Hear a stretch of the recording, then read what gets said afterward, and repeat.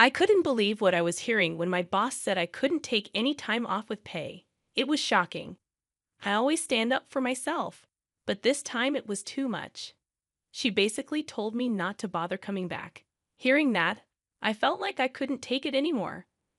I asked if she was really sure about her decision, which surprised her. Her eyes got wide with surprise. It was disappointing. My name is Nancy, and I just turned 28.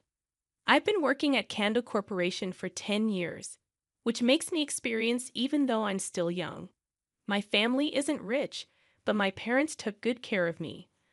I'm an only child, so I didn't get a lot of new things. Most of my clothes were hand-me-downs from cousins or neighbors. Getting new clothes was rare, but I was happy with what I had. I have lots of love from my neighbors and relatives. I have great memories of going on picnics with my parents on weekends. Even though I didn't have much growing up, I'm still close with my cousins, and we talk often. I had a lot of love around me as I grew up. In 12th grade, I was the student council president and had good grades. My teacher thought I should go to college, but I didn't want to. I wanted to work for the government. My parents wanted me to choose a different job, but I went ahead and became a government worker despite their advice. I wanted to help my parents with money as soon as I could. But then my dad got very sick and passed away before I could do much for him. So I started taking care of my mom instead. We lived together and kept busy with everyday life. Time went by quickly, and I learned a lot while working. After 5 years, I became well respected at my job and lived comfortably. I was in charge of training new people and sometimes did important tasks for my boss. Plus, I got good bonuses, which let me give my parents $600 every month. In my free time, I enjoyed going on trips with friends, coworkers, and my boyfriend. Then, our boss changed, and the new boss was a woman who happened to be the president's daughter. People said she didn't work hard because she relied on her dad's money. The president wanted her to learn some important lessons about life, so he gave her a big job. Only the president and I knew about his plan. Many people in the company didn't think she deserved the job because they thought she only got it because of her dad. The work atmosphere was getting more and more tense, and it was starting to feel suffocating. And then trouble found its way to me. It happened when I made a cup of hot coffee for the new boss. "What's this?" "Are you trying to make me mad?" "I made it just like you asked." She gave me an angry look and threw the hot coffee towards me. "Ow, why did you do that?" I couldn't dodge it, so I held my right arm, which got hit by the coffee, and stared back at her. "How is this what I asked for?" I said I wanted it warm with extra milk and sugar. I made it warm with 2 cups of milk and 2 scoops of sugar. It's too hot. Normally, it's 4 cups of milk and 3 scoops of sugar. She acted like her way was the only right way and forced her preferences on others. "I'm sorry. I'll make you another one right away. This is why I don't like people who only finished high school. My dad told me you're good at your job and everyone trusts you. I have a lot to learn. I only seem good because everyone here supports me." While she kept making snide comments, the pain in my burned arm got worse.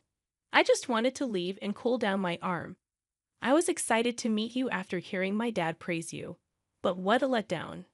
I wonder how you impressed him. When she said those mean words, a coworker tried to help, but I signaled that I was okay, not wanting to draw her attention.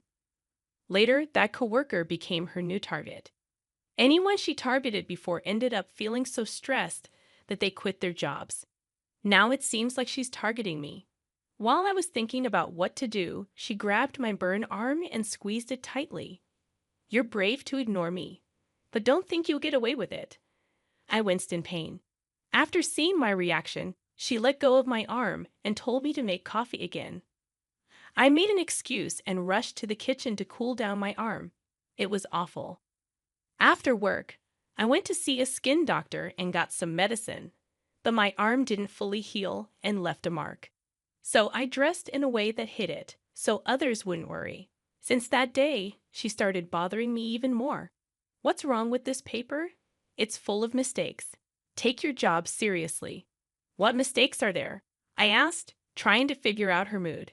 She threw the paper at me. There can't be any mistakes. I checked it. And it's annoying to be criticized with a red pen. I sighed at her childish behavior.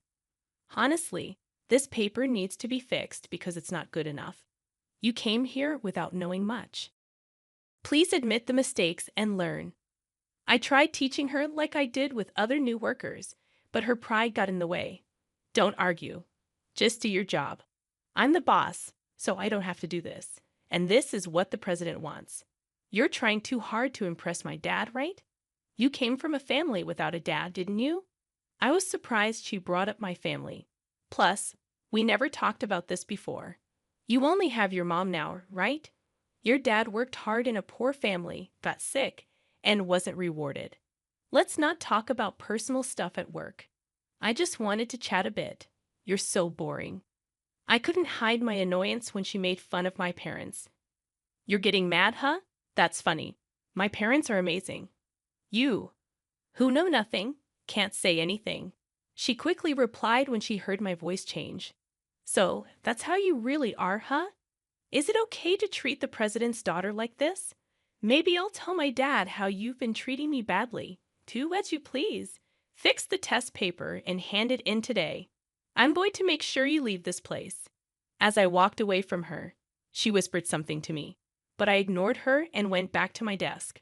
After that, she kept being sarcastic, but I managed to teach her some basic stuff, although it was a long process.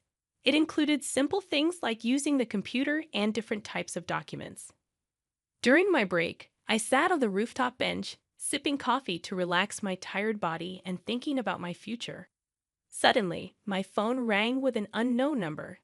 Hello, is this Nancy? This is Savvy Hospital. Your mom was brought in urgently, and she's in critical condition. Can you come right away? My mind went blank, and I couldn't remember much after that. I left a note on her desk saying I was leaving early and rushed to the hospital in a taxi. At the hospital, I explained the situation, and a nurse took me to see my mom. Mom, this can't be happening. There she was, looking peaceful as she slept. The doctor said she had collapsed at work. When she got to the hospital, it was touch and go. My mom's heart wasn't strong since my dad passed away, and the stress might have affected her. I cried and hugged her tightly for a while. After bringing my mom home, I called the manager to ask for my first paid leave ever. I'm sorry for leaving early today. My mom just passed away. Can I take about a week off for the funeral and everything? Oh, that's why you left early when I wasn't here. It was an emergency with your mom. Her cold tone hurt, especially at such a sad time. I won't approve any paid leave for you. I couldn't believe it. In all the 10 years I've worked here, I've never taken a single day off with pay. Wait, what? I've done a lot for this company. Shouldn't I be allowed to take time off with pay to say goodbye to my mom? You always challenge me. You don't need to come back. When she said that, I couldn't take it anymore. Are you sure about that? I'll take you up on your offer. She kept talking, but I hung up without thinking twice. The funeral went well. I didn't just sit and cry. I kept busy with tasks and sent thank you notes to everyone who helped. It helped distract me for a while. She tried calling me many times, but I didn't answer. Later, the president called me, so I went to the office. After 2 weeks, I went straight to the president's office. On the way, 2 coworkers comforted me. Sorry, I need to see the president first. Their kindness made me feel a bit better. It's Nancy. Can I come in? I asked when I knocked on the door. They let me in right away. Hey, it's been a while. Heard you've been gone for 2 weeks. That's not like you. I'm sorry. Let me explain. I told him everything, not hiding how his daughter treated us. It must have been hard for him to hear negative things about his own daughter, but he listened to me. I'm sorry for my daughter's behavior. To be honest, my wife and I spoiled her, and this is the result. It's okay. I think my parents might have felt the same way as parents. The president smiled kindly at me. Nancy, you're really amazing. My daughter's behavior was my mistake. I've talked to the people who quit in the past 2 weeks. I can't apologize enough for that. This was the first time I'd seen the president look so troubled. Since you stopped coming to the department where my daughter works, things have been a mess. The other day, the whole team even protested together. Really? I didn't know it got that bad. So, what's your plan? The president looked sad for a moment, but then he returned to his usual self. I need your help. When I looked into his serious eyes, I decided to help. Okay, I'm happy to help. And that's when actions were taken against her.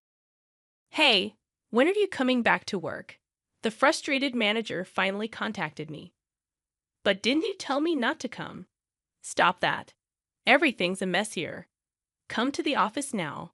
I reluctantly changed and went to work. But when I got there, nobody was around. It was weirdly quiet, like a weekend. Isn't it a weekday? This feels strange. While I was alone in the office, I heard yelling and things being thrown from my department. I cautiously went to see what was happening. What's happening? I asked when I saw her causing trouble. She quickly turned and grabbed me. It's all your fault. Since you stopped coming, everyone else did too. Now I can't reach anyone. How will you fix this? I don't understand. Please don't blame me, I said calmly. She let go of me and pushed me away. You're so annoying. Even my dad won't help me. What's going on? How long has it been since everyone stopped coming? Just half a day. I've been answering calls, which I never do, and I don't know what to do anymore. She looked tired and messy. Her hair was a mess, and her nail polish was chipped. She must have hung her jacket somewhere. There were angry phrases written on it. When I saw her, who always acted like she was in charge, looking so upset, I couldn't help but laugh. Serves you right. What'd you say? This is your fault. What did you think would happen? Nobody follows someone who just throws their power around without real skills. As I stood my ground, she came closer, getting red in the face. Say that again. Do you want to get kicked out of the company? Well, I'd like to stay if you leave. Then you're fired? I'll take over this company. That's too bad for you. She had a strange smile and looked proud. I just said, okay, thanks for everything, even if it was short. She looked surprised. You know you're fired, right? Yes, I do. I'll pack my things. I walked carefully to my desk, avoiding the papers on the floor, and started packing. Wait, are you really quitting? Yes, why? I tilted my head. She seemed less confident now, almost desperate. Shouldn't you finish today's work at least? Her confidence was gone, and she looked worried. Did you know it's against the law to deny paid leave without a good reason? It's the law. She looked pale. She was clearly upset. But I kept going. We're all human.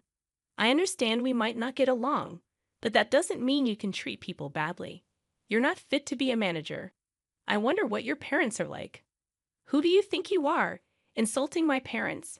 You won't get away with this. Well, you insulted mine too, so you're not getting off easy either. She was angry but tried to act tough. We're nothing alike. You're terrible. You said the same about those who left. You treated them badly too. That's right. They made me feel worthless. So I made things hard for them. It felt good when they left. I sighed and looked down the hallway. She followed my gaze and muttered, Dad, why are you here?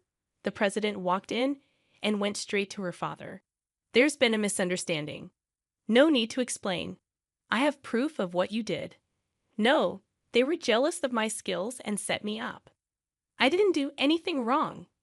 The president scolded her when she tried to explain herself. You fool! I hoped the capable workers would help you improve. But in the past few months under your leadership, our performance dropped and we lost money.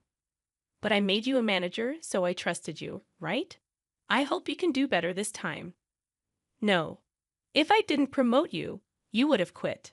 The president's serious attitude made her nervous. I never considered letting you take over the company. This time, I'll move you to the countryside to help you learn from the basics. Please understand. You'll be checked regularly, and the people there are reliable. Get ready. She turned pale, lying down and crying and laughing at the same time. I cheerfully said, too bad, to her later that day. The next day, she left the company without anyone seeing her off. The employees, happy to have a day off given by the president, returned to work happily without her. The office became peaceful again, and everyone smiled. Meanwhile, she started over in a rural town with no modern comforts. Her family's influence didn't matter there, and she was taught strictly by her coworkers every day. Over time, she started to change. She began speaking politely and accepting feedback. Surprisingly, the president got an apology call from her, which was unexpected. At first, I listened to her, but she ended up begging, "I've learned my lesson. Please ask the president to let me come back." I said no, and I stopped answering her calls and blocked her number. The president personally reached out to those who had quit because of her and asked them to come back. The company's performance improved quickly, even better than before. I got promoted to the manager's position that she left. Everyone in the department was happy when the president chose me. The job is harder than I thought, and I feel a bit overwhelmed. But with the support of my coworkers, I'm doing okay. Because of the burns I got, I received some extra money from the manager's salary, which made my life more comfortable. Recently, my boyfriend proposed to me, and I'm thrilled. We're expecting a baby next year, and we're both excited. Even though I'm only in my second trimester, we're already prepared for the baby's arrival.